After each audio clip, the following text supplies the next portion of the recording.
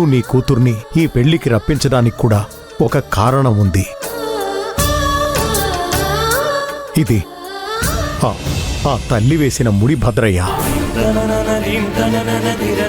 ఇంతసేపు నేను నీలవేణితో దీని గురించే మాట్లాడుతున్నాను.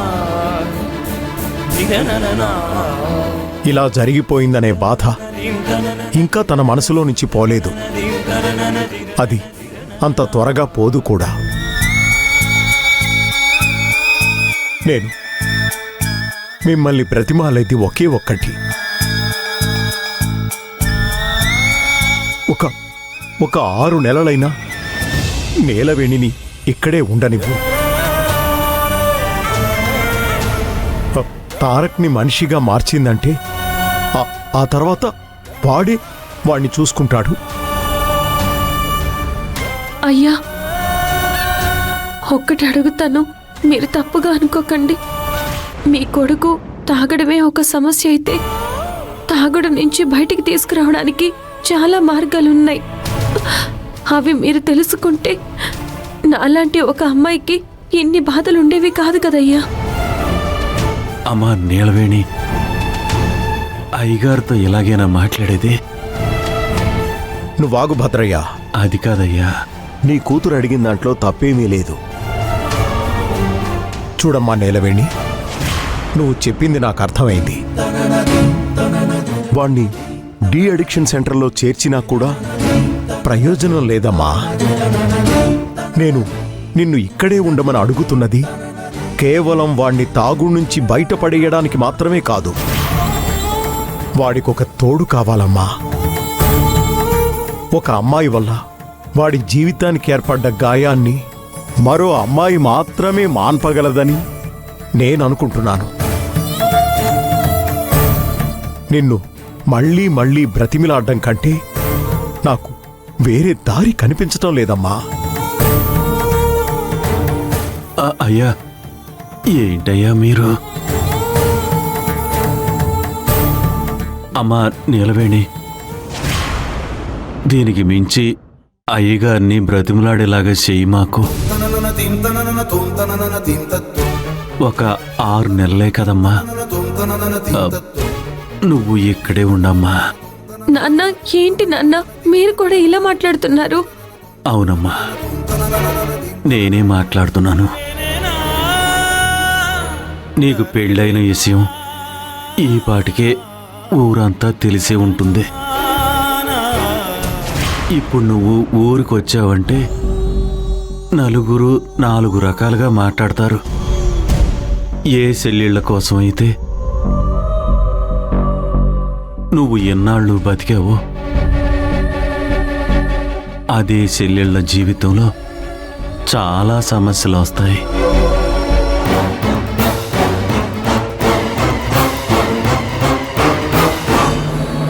అందుకని అయ్యగారు చెప్పినట్టు విను. ఇది ఆ మావుళ్ళమ్మ వేసిన ముడిగానే ఉండనివ్వు. 6 నెలల తర్వాత ఏం జరుగుతుందో అప్పుడు చూసుకుందాం. థ్యాంక్స్ భద్రయ్య, చాలా చాలా థ్యాంక్స్. అయ్యా, ఏంటయ్యా మీరు మళ్ళీ మళ్ళీ ఇలా మాట్లాడుతూ మమ్మల్ని ఇబ్బంది పెడుతున్నారు? అమ్మా నీలవేణి, ఏటమ్మా అలా మౌనంగా ఉన్నావు? అయ్యగారికి సరే అని చెప్పు.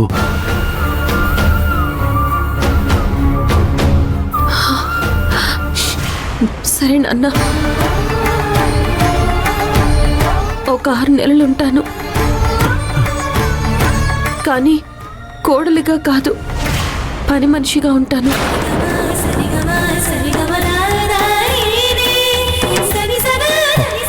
నీలవేణి, నువ్వు ఇక్కడ ఉండడానికి ఒప్పుకున్నావు కదా, నాకదే చాలమ్మా. భద్రయ్య, నాకిది చాలు భద్రయ్య, నాకిది చాలు. అయ్యా, మరైతే నేనింక ఊరికి వెళ్తానయ్యా. ఏం మాట్లాడుతున్నావు నువ్వు? ఆటలాడుతున్నావా? ఆరోగ్యం ఇలా పెట్టుకొని ఎలా వెళ్తావు?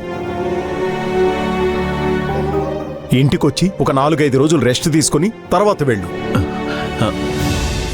నాకు ఏమీ కాలేదయ్యా. ఎలా బలంగా ఉన్నానో చూడండి. నన్ను వెళ్ళనివ్వండయ్యా. నేను వెళ్ళకపోతే ఊర్లో ఉన్న నా 2 బిడ్డలు కంగారు పడుతుంటారు.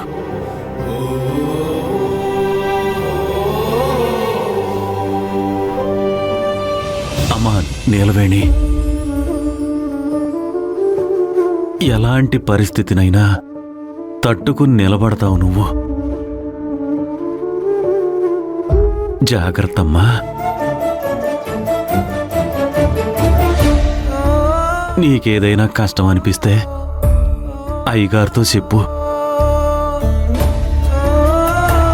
ఆ పైన ఆ మావుళ్ళమ్మ తల్లి నీకు తోడుగా ఉంటాది. నీలవేణి,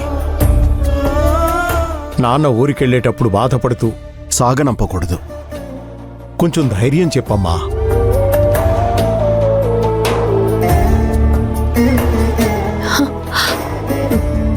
పర్వాలేదు నాన్న, నువ్వు వెళ్ళిరా.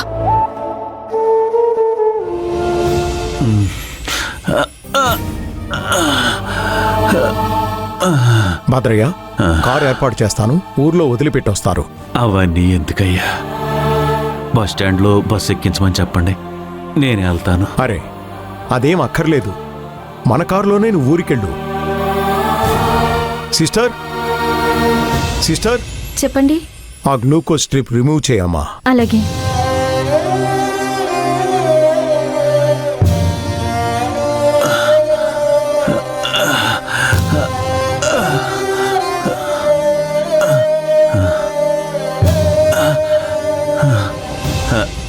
నాన్నా, ఏం నాన్నా, ఏమైంది? నీలవేణి మనతో పాటే ఉండడానికి సరే అని చెప్పింది.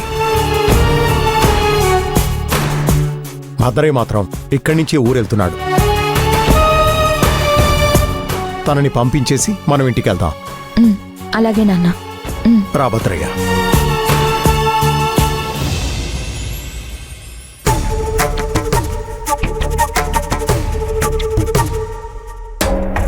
అన్నా, ఏం చేస్తున్నావు అన్నా? త్వరగా తీయన్నా. అలాగే. కాదమ్రమ్మ గారు ఉదయాన్నే లేవగానే ఈ ఇంట్లో పెళ్లి జరిగిన ఆనవాళ్ళు ఉండకూడదని చెప్పింది. త్వరగా తీయన్నా. ఎవడు బాధ వాడిది, ఇక్కడ ఉండేవాడికి తెలుస్తుంది నొప్పి.